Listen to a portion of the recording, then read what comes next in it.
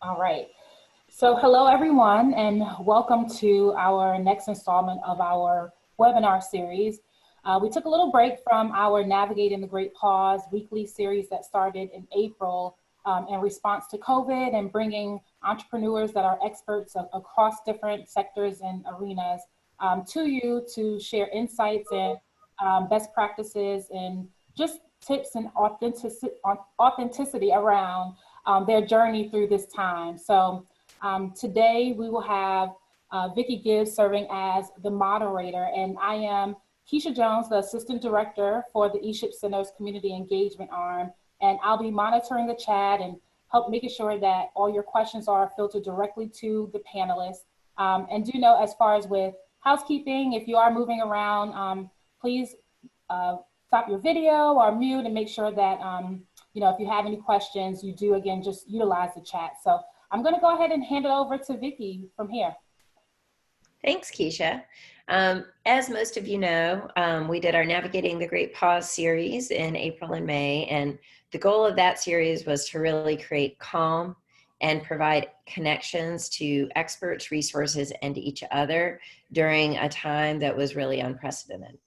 And what we found at the end of May is that as things have started to come back online, people's needs were shifting as well. So we've shifted. We're going to be doing sessions now 2 times a month, still with the goal of connecting you to resources and experts like we have today and each other, but also trying to make sure that we all realize that at this point, I think we all recognize that this is a marathon, not a sprint, and we need to work together and pace ourselves as we get new information, as we are able to make decisions and kind of adjust on the fly with new information as it comes. So that this is kind of the next phase, which we'll be doing through June through August, all of this summer. And we also have some interesting community programs that Keysha will tell you a little bit about at the end. But without further ado, I want to welcome our panelist here today. So one of the things that was a hot topic through April and May was around money. And a lot of our audience, they're entrepreneurs, they're business owners, they're leaders within organizations, and a lot of them have investors that they have relationships with, and or they want to have relationships with investors so that they can get their ideas off the ground. So we have 3 wonderful panelists today, some old friends, some new friends, with a wide variety of expertise. And so I'm really excited that they're here today to share their perspectives and expertise. One of the things that I preface them with is that here in this community, we're very authentic, we're very honest, and we're very open. So I look forward to seeing where the conversation goes. And I'm going to turn it over to the panelists. We're going to have each of them introduce themselves and talk about a key message that they wanted you to hear. And then we'll dialogue through conversation.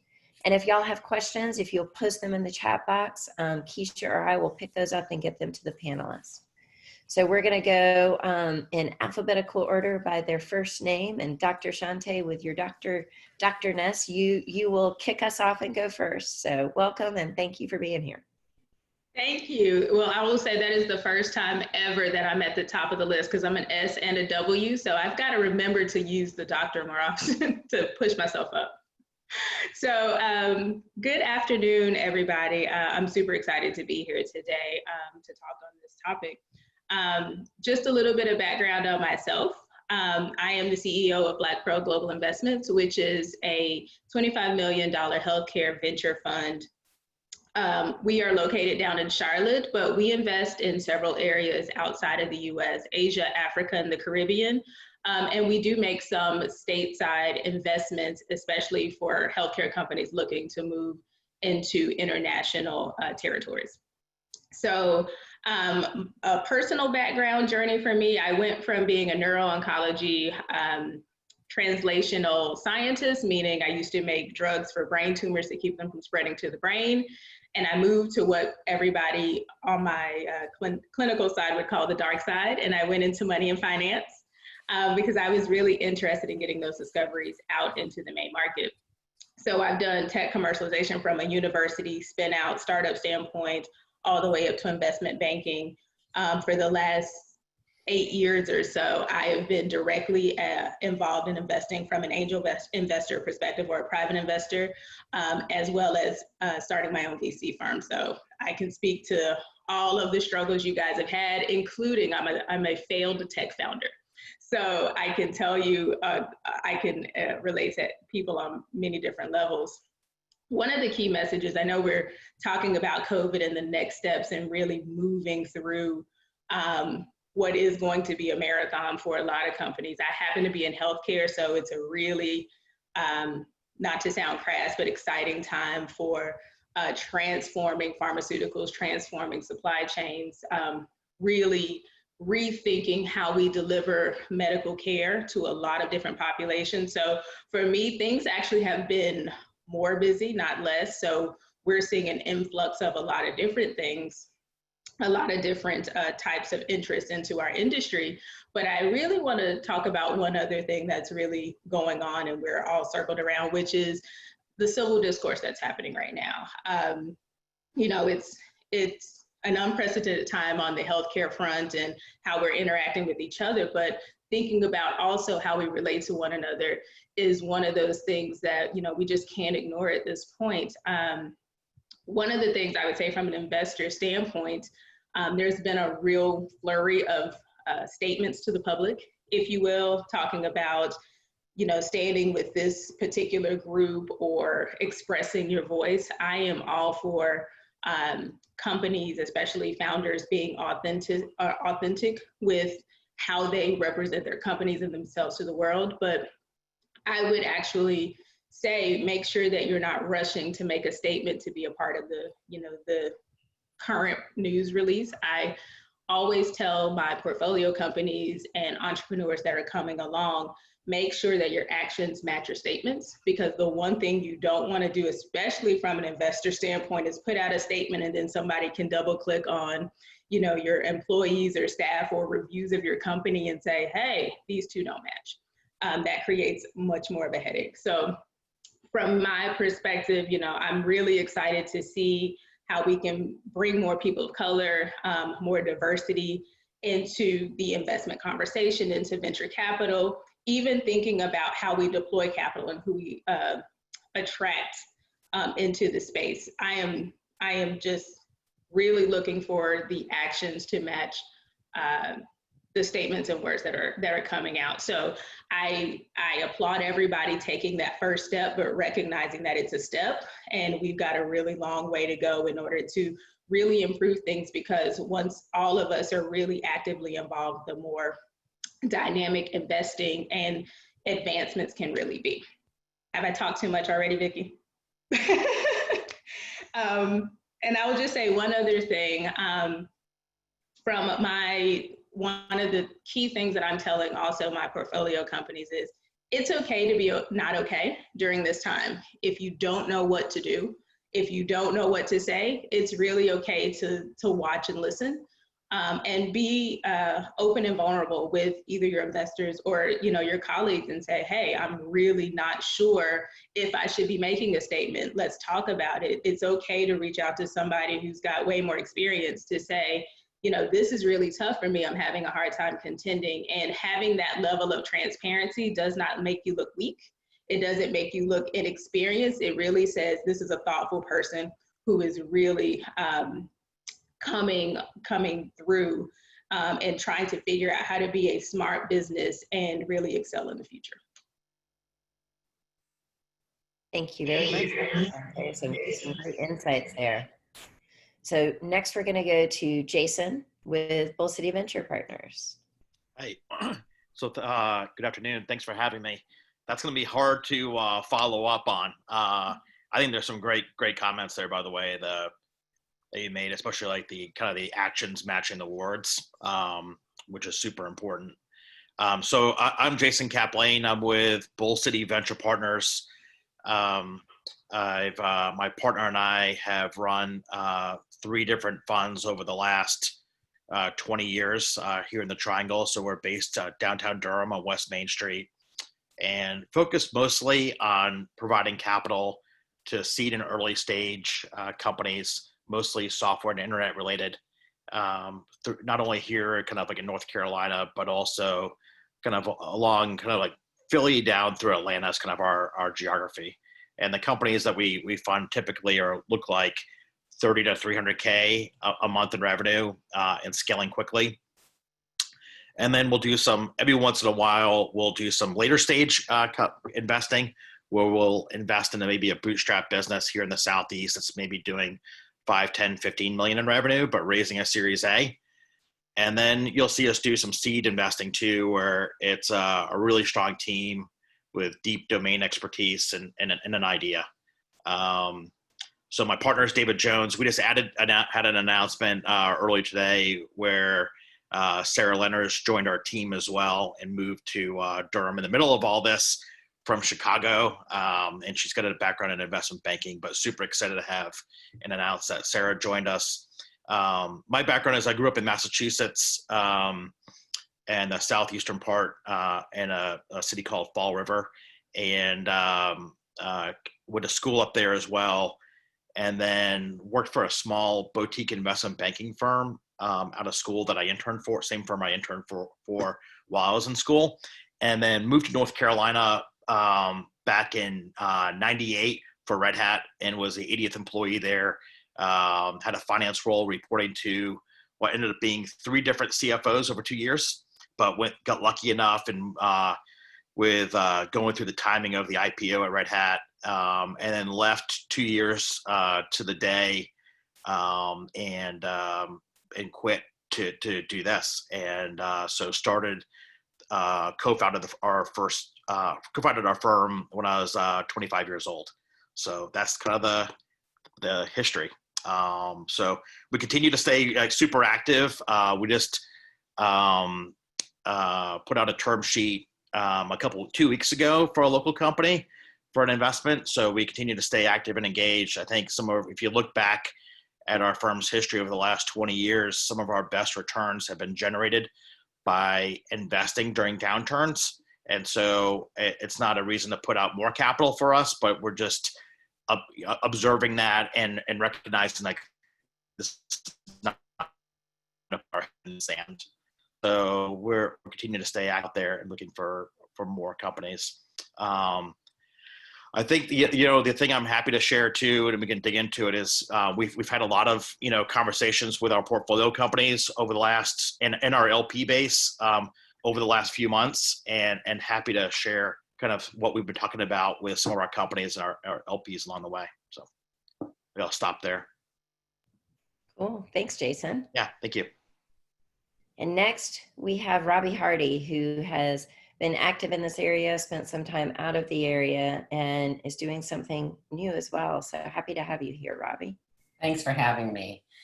Yes, I been in the Triangle off and on for many, many years. I did leave for 10 years and come back in 2017, and I'm excited to be back.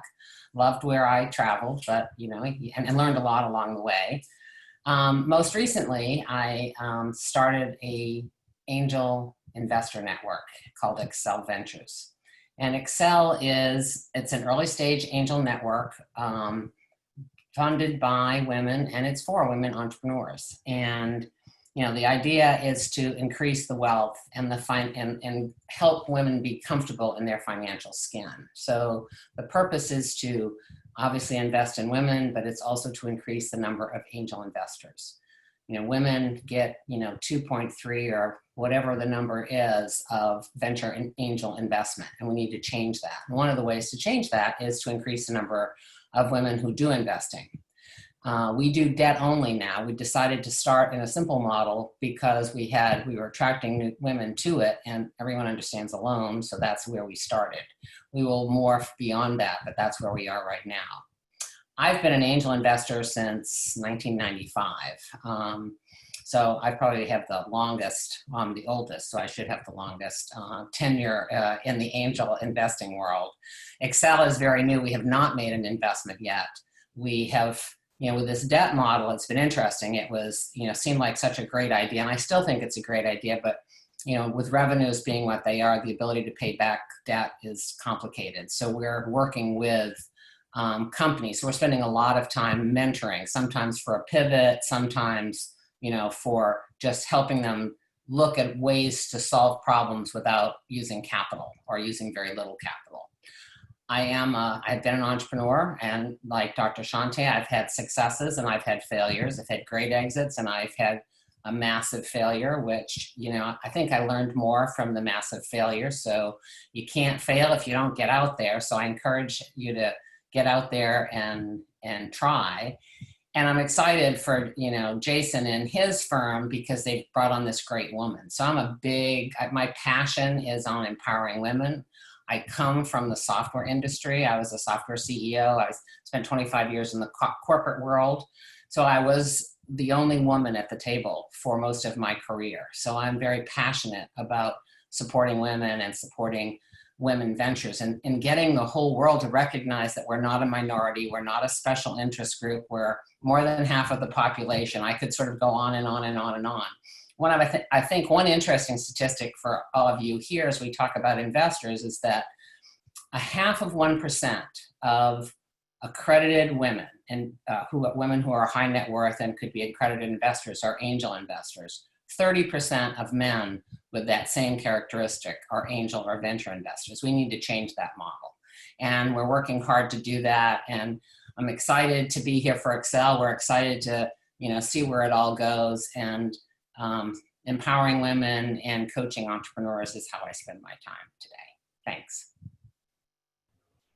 Cool. Thank y'all very much for your intros and those initial key messages. So kind of kick us off on questions.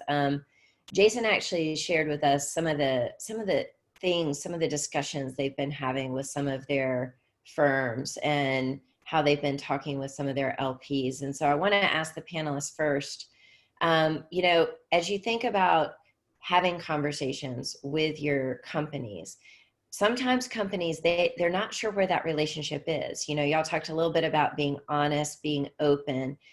First, how do you start those conversations? Are y'all initiating conversations with your portfolio companies or investments? Are you waiting for them? So for our folks in the audience who may be wondering, should they be having conversations? What kind of advice could you give them? Jason, you want to start this time and we'll keep going around? Yeah. So, I guess I'll start out and say hey, we're pretty fortunate. Like over 70% of our founders are repeat successful founders. So a lot of them have managed companies through downturns before. And I would say probably need, less guidance. I probably learned more from them than they learned from me. So, a lot of them have been making adjustments here, and probably ahead of a lot of many other companies. But we have had those conversations with our founders, all of them. And I think the guidance we've been talking about is, especially at the beginning of all this whole process was hey, health first for everybody. That includes not only the employees, but families. And so making sure people stay at home where they need to. We do have some people that still kind of went into the office and whatever, especially at the exec team, that they still kind of felt like they wanted to go in. But health first. I think the second thing we talked about was helping the customers navigate through this. So that could be I think that what that means is putting the customers first, find out what they need to help make them be more successful, and become a real partner to them. I think that's the important piece here. That could be things like delaying payments. That could be understanding are there other things that could help me be more successful, like other features of the product that could be, or service that could be help make them more successful. But really understanding how do you help your customer come out ahead after the downturn, and go beyond just the vendor customer relationship, and be that partner. I think the third thing we talked about with them is increased transparency. And that's something that we're doing as well with our LPs, but with our companies, make sure the employees are, make sure you're being completely transparent with your employees. shareholders, your customers, and lots of communication. So like with some of our companies right now, we're talking to them like every couple of days or once a week. And so lots of good communication there. And that could be a phone call, that could be email, but I would say the best companies in our portfolio probably update us at least like once a week right now, what's going on. And then I think, the other thing too we talk about right now is planning for the worst, and hope for the best. And I know all entrepreneurs, and we are too, like, are super optimistic, but you got to plan for the worst. So make sure the cash lasts longer. If you're fundraising, realize it's going to take like 3 times as long. You're going to raise half the amount that you hope for or less. So find ways to trim expenses and get creative around that. Cool. Thanks, Jason. Yeah. Robbie, what kind of conversations are you having along those lines with the company? They're similar to that. I mean, the whole health issue is really key. Making sure everybody's healthy and not doing crazy things because they think that's what the investors want them to do. It's that whole issue of transparency. It's like, you've just got to be, no matter what's going on, you need to be able to share it. So we start out by reaching out to everybody, just in general, how are you doing? Without talking about the business, without talking about anything else. So entrepreneurs, you should be in touch with, check on your investors, see how they're doing. It's okay to go back and forth. I mean, we all have to, care more about each other. So that, not to be touchy-feely, but that's really an important piece here for everybody, all concerned. Another thing that we talk about, and Jason always jokes because I always talk about this, and for 20 years since he and I have been doing this, that cash is king, and keeping your money close and not doing. Sometimes people think, if I just throw money at it, this will happen faster. And of course, as we know, it's not that world anymore. And helping them recognize that every day is a new day. And you need a plan A, and you need a plan B, and you need a plan C, and you need a plan D. And a lot of them are at plan D, but let's not have plan D be a pivot to going from a dry cleaner, I don't invest in dry cleaners, but to a donut shop. Because, that there's a lot of weird things that people are saying, well, I can do this. It's like, but you don't have any expertise in it. It's not your firm. It's not, those kind of things. So trying to keep people, grounded. That this is, let's figure out what to do with what you have. There's plenty of natural pivots, but let's not do unnatural ones. Yeah, that makes sense. And Dr. Shante, I would be interested, your angel investments as well as with Black Pearl, and you also have a worldwide focus. So are the conversations you're having with your entrepreneurs who are not in the US, are those the same conversations? Are they different? They're more in line with what Jason said, which is it's going to take you longer to raise and fundraise, and you may end up raising significantly less. So they're in line, and I would say, honestly, one of the reasons why we decide to focus on healthcare companies in developing countries is because they've already learned the lessons and are applying the lessons that Robbie and Jason have talked about, which is cash is king and do more with less. So that's one of the reasons why we came into those companies, because once they get to I need to raise $1 million, they legitimately need $1 million to get to where they're going. They've been, crafty, and, they've figured out how to navigate the system with as little resources as they can. So I think they ultimately are very well prepared for, lack of media attention, not being able to travel, having the harder road to fundraise. And I'm a native Charlottean, so I was born here in the U.S., but I think we are a little bit spoiled with the amount of resources. Even if you cannot fundraise immediately, you have those options. I can network and do all of these other things, and so sometimes that handicaps you as far as having that mental tenacity to hear 10,000 more no's than you already are going to hear, because everybody's trying to now, figure out exactly where they're going to allocate their resources and what makes the most sense. So we're focusing for our international investors on really saying, okay, how can we be much longer term partners? How do we help get you to the point where, the funds are starting to come back in, or you're starting to get that attention. But then for our US based investors, it's saying, hey, we need you to be mentally tough. We really need you to, admit if you're frustrated, great, be frustrated. Now let's get through those plan A, B, C, D, and E, right? Let's figure out, what's necessary for survival now, so that, and I use the phrase, you survive to raise another day. And that's where we really want to push a lot of our companies and our portfolio companies, is make sure you can survive to raise another day, because people do invest in downturns, but some people don't. And so you just got to make sure that you're in it for the long haul. And that's something I even tell my entrepreneurs that are looking to initiate capital raises: make sure that you understand that this is not I'm going to post this on Facebook and 10,000 people are going to send me $100,000 checks. Like, that's not, I don't even know if that's anybody's story, but we've got this fairy tale thought of, I'm an entrepreneur, so now the world is my oyster. And I will be honest, that was me when I became a tech entrepreneur. And I said, okay, I'm here, where's the money? And that's just not the case. Well, I think when you say that, Dr. Shante, the crowdfunding issue, I think people think that, okay, now I can crowdfund. Everybody's at home and they're all going to do this. And of course, people at home, they're not talking what we're talking about. So I think some of what you're saying is that Facebook thing. If I put it out there, and of course, crowdfunding, requires, tremendous amount of marketing, et cetera, et cetera, et cetera. But I think there is that misnomer about that. Yeah, 1 million people will give $10. Yeah. Exactly. And I'm in. Yeah.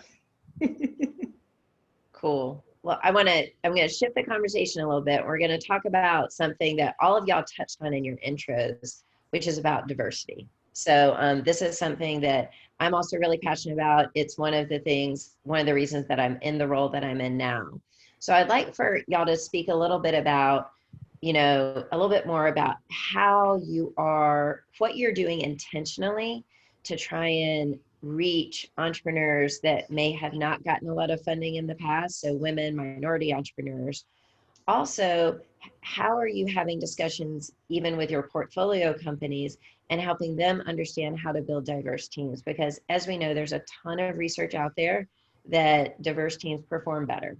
So, but I think a lot of entrepreneurs, they don't know how to build those diverse teams because they have networks that, look like them. And so getting out of those networks is hard. Jason, you just hired a senior partner who's a woman. That's great. It's like, it's very different than you and Jason, or you and David. And I know it took y'all a while, right? But it was intentional.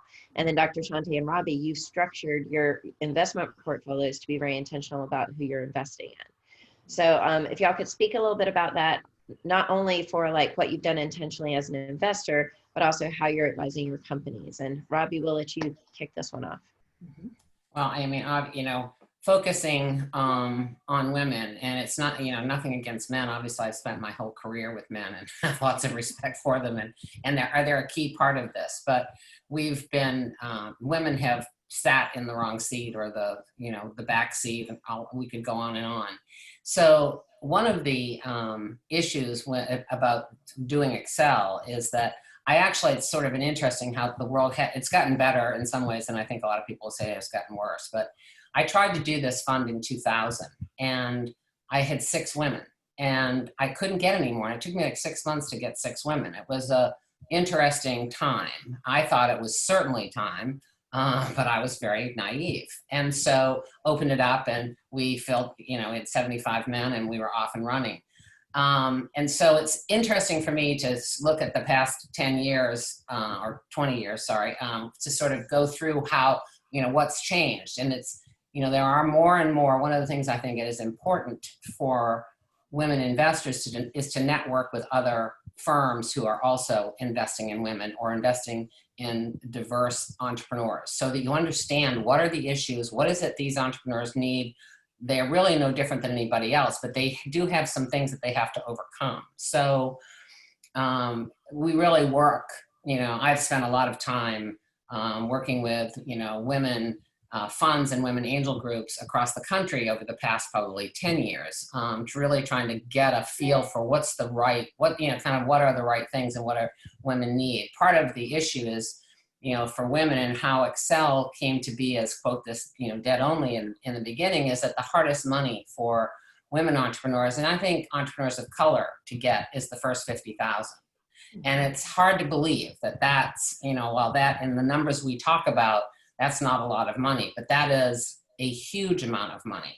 And what we find in the data, I did some work for the Kauffman Foundation for a couple of years, so I still have access to a lot of that, is that when the women come for the first 50,000, they're much further along.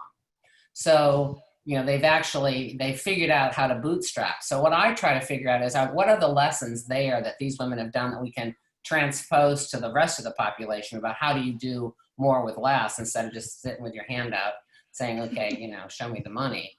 Mm-hmm. And so, there's a whole, because I'm focused only on women, so my diversity is now very narrow. So now I'm very biased. I don't look at other things.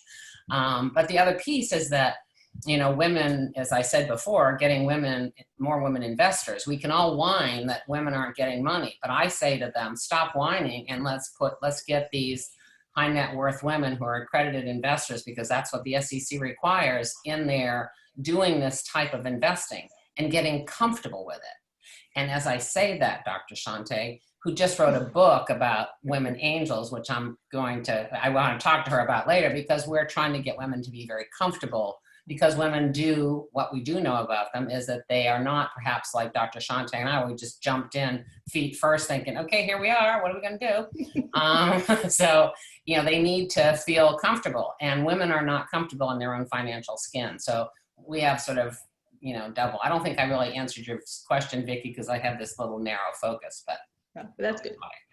No, all good. So Dr. Shante, why don't you comment next, if you don't mind? Well, first and foremost, I will say that Robbie has been very intentional, because when she saw the active link, she actually purchased the book. So that kind of intentionality as support is like amazing. And I think, that's where we all need to be focused on. Yes, we see the statistics. I'm glad Robbie used the year 2000 as, saying that's where she first tried to do what she's doing now. And I was in a conference, and the statistic that since the year 2000, only 200 people of color have raised more than $1 million. That's 20 years and 200 people. That's crazy. And I will say, I shared that amongst some of my colleagues, and they went, really, 200? We think the number is actually probably lower than that. And it's crazy, because that's such a small number. So I'll say, from my perspective, I'm being really intentional. Of course, I focus on people of color, but I'm also demystifying investing. That's the focus of the book, but also that's the focus of what I do every day. Being an approachable investor is important, right? Because I have questions. Other people may not know, how to get started, how to just jump in. And so I tell people, if people say, well, how are you intentionally creating diversity? It's like, I show up, I inhabit a Black body, but I'm also female. I can say, I'm showing up. So, you can never say, well, I don't know any Black people that are investing. That's, always what I say. And Robbie's heard me say this before. People say, well, what can I do? How do I start a conversation? And generally they come to me, and I say all the time, I am not the Black whisperer. If you really want to, talk to diverse groups, whether it be women, whether it be people of color, you need to just start the conversation. Hello opens a multitude of doors.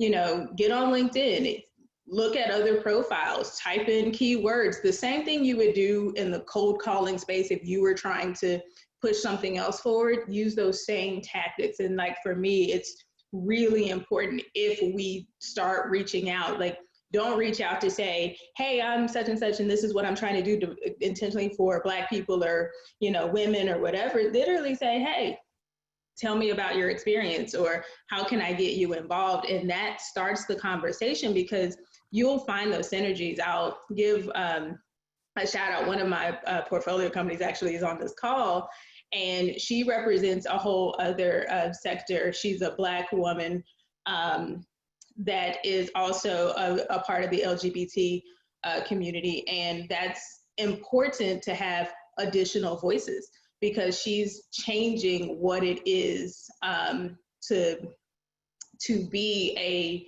company that's looking to raise $150 million, which is a big order based on that statistic we're talking about, but then saying, how do we push you ahead? How do we get you funded? How do we change the face of what people think about as a pharmaceutical manufacturer? So that's how we can all be intentional, is what can I do to help, if it's nothing more than posting your company and saying, hey, does anybody know somebody who can do work here?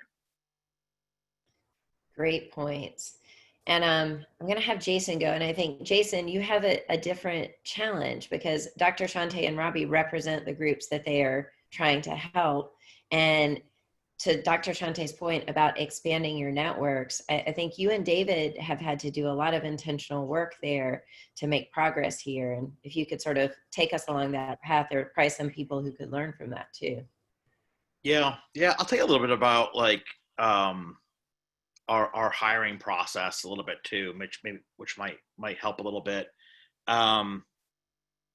So, when David, and I'm happy to, chat more about this, but like when David and I approached the hiring process, he and I didn't want to fall into like the hiring pitfalls of the VC industry, which kind of created the male dominated, venture capital industry that you're kind of referring to.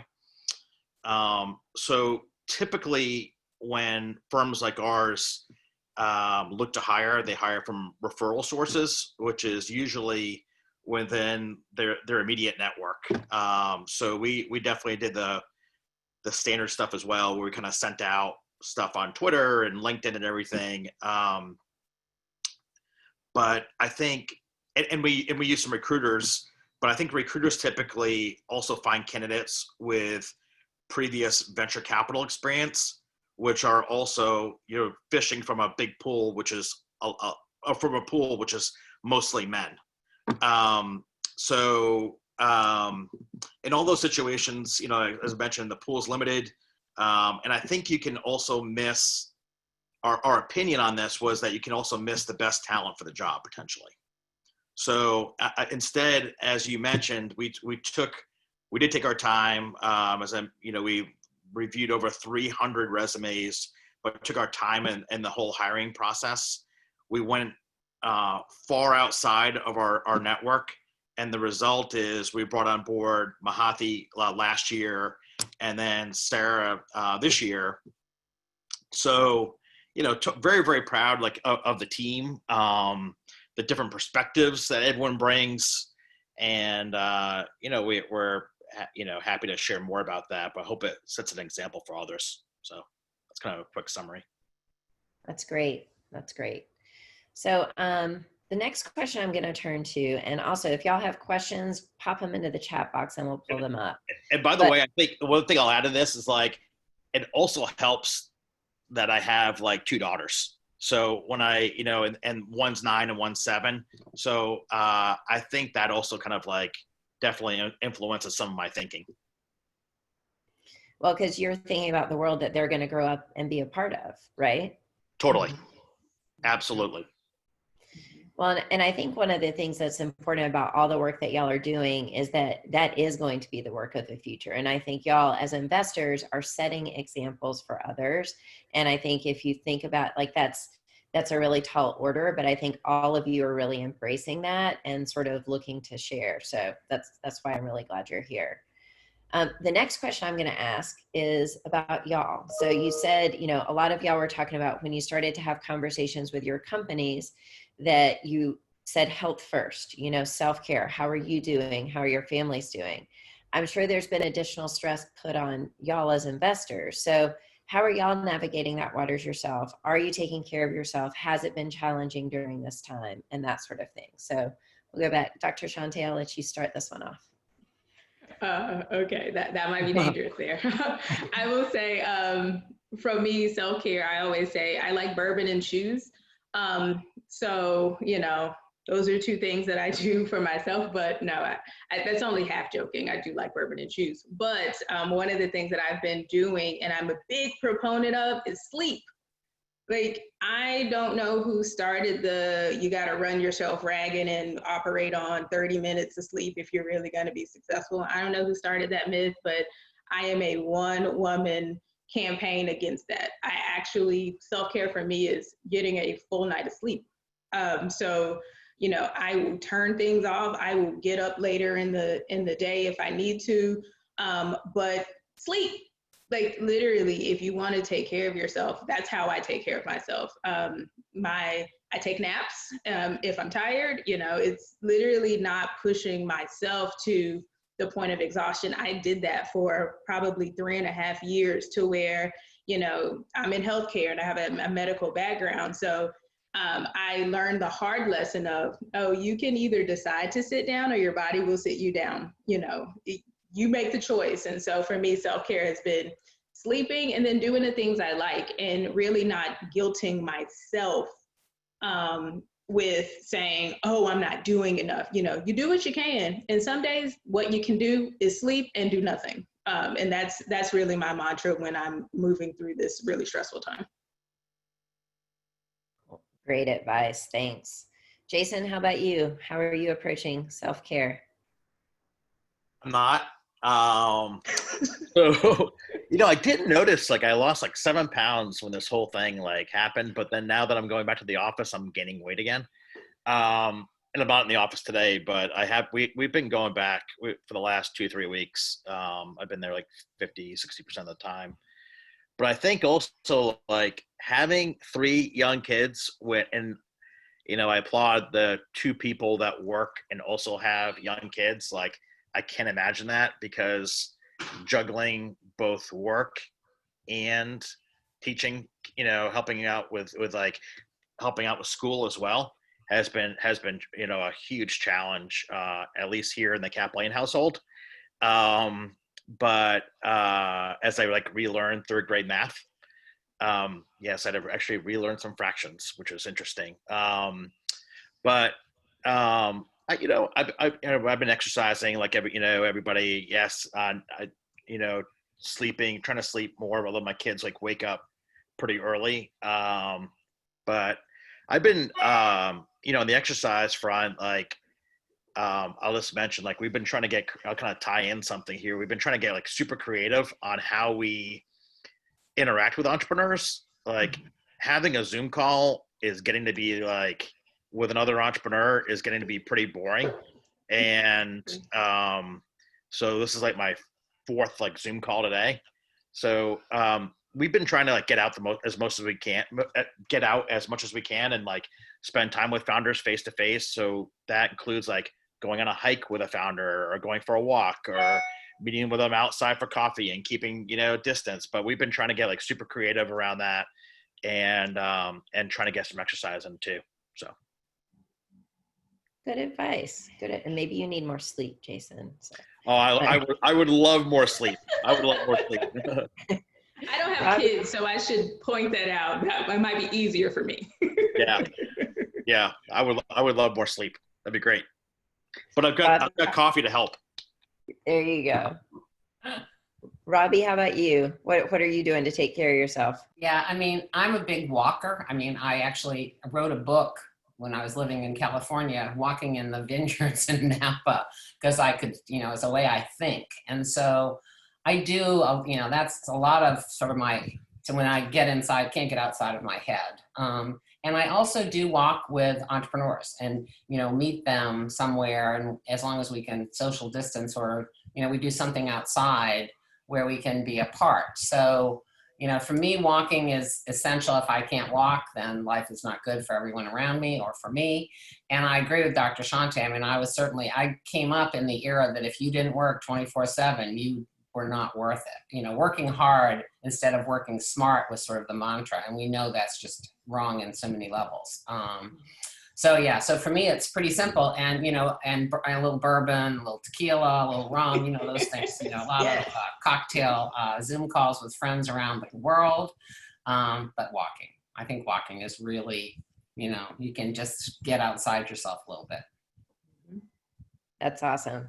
So we have some questions from the audience. We've got 15 minutes left. So I'm going to hit these pretty quickly.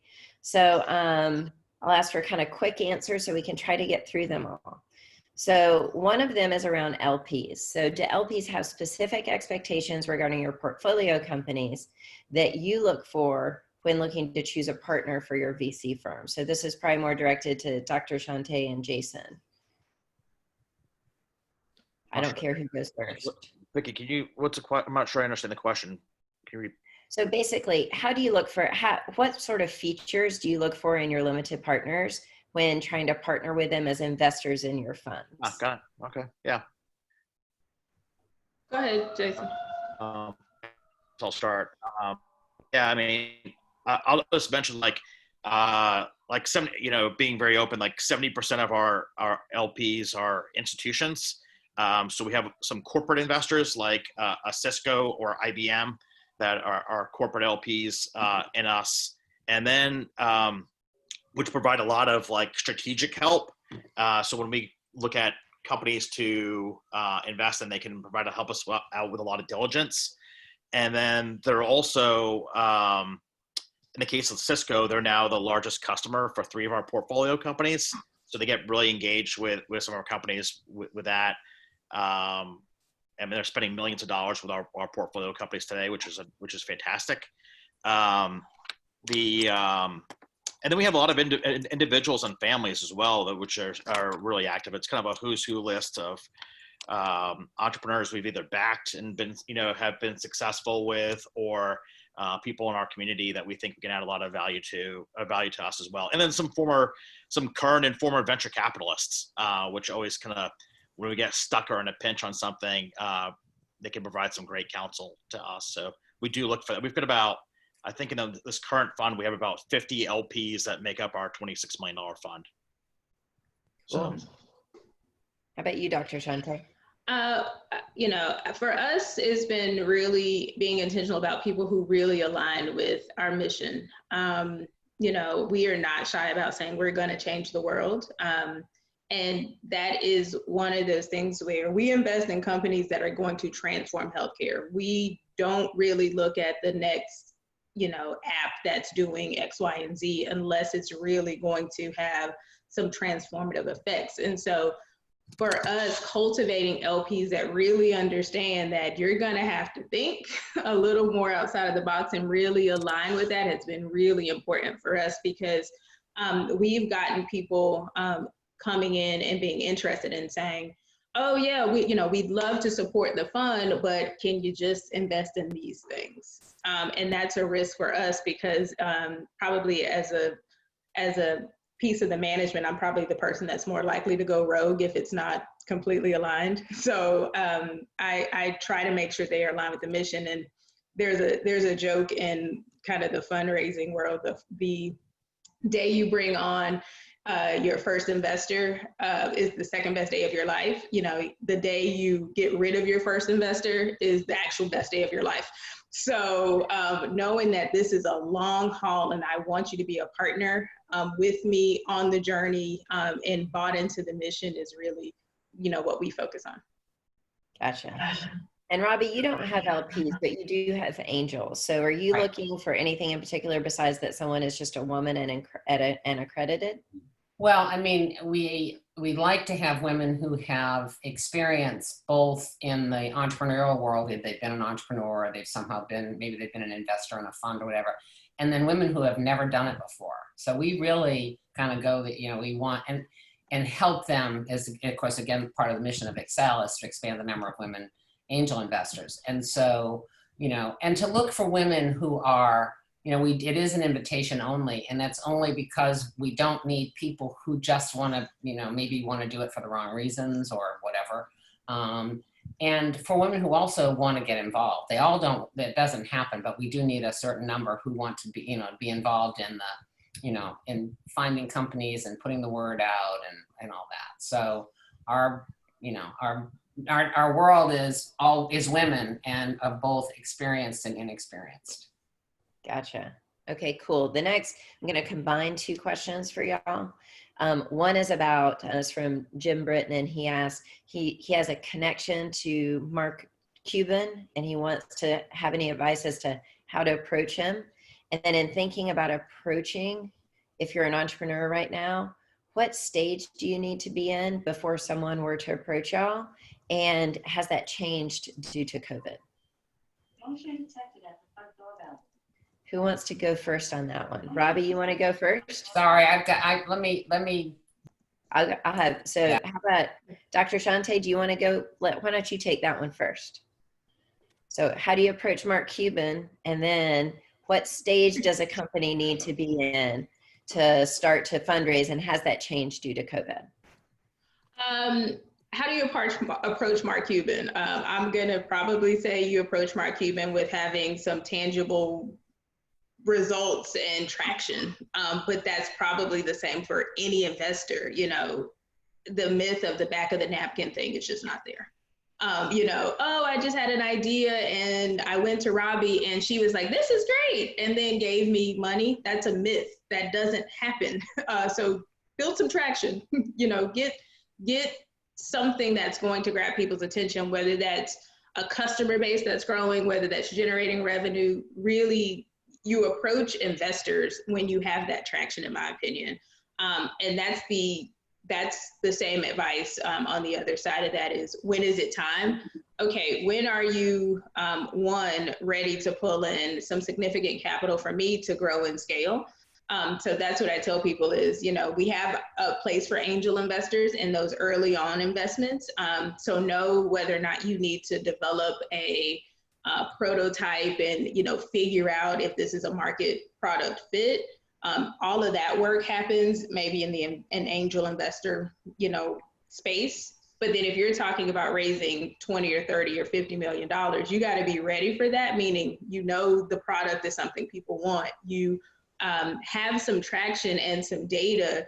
You've already gotten something that me as an investor can touch. I will say one of the things I used to coach entrepreneurs on a lot is people love things they can click on. So if you got a portfolio, some sort of platform or an app, the conversation is very different if I can, open it up and look around. The conversation is very different if I can hold your widget in my hand, even if it's an early prototype. I mean, yes, you'll look back, 2 years from now and go, oh my God, what was that? I can't believe I put that out.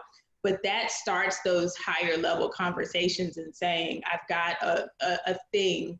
It's a product that I really can push forward. So that's usually my advice, is that's when you're ready to really go after larger funds. Now, there are some early stage seed funds that, may look at you before the prototype or pre-revenue or pre-traction, but I would say if you need to be on that path.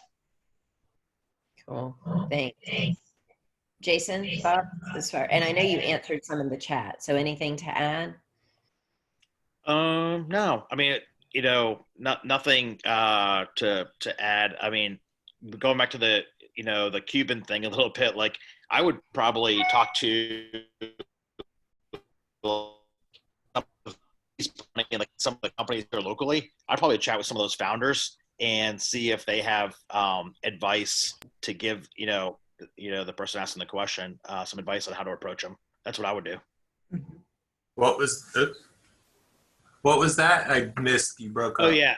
So Jim, were you the one with the question? Yeah, exactly. Yeah. So what I would do is like Cupid has put some money in like some local companies here. So I would hunt down those founders and go talk to them.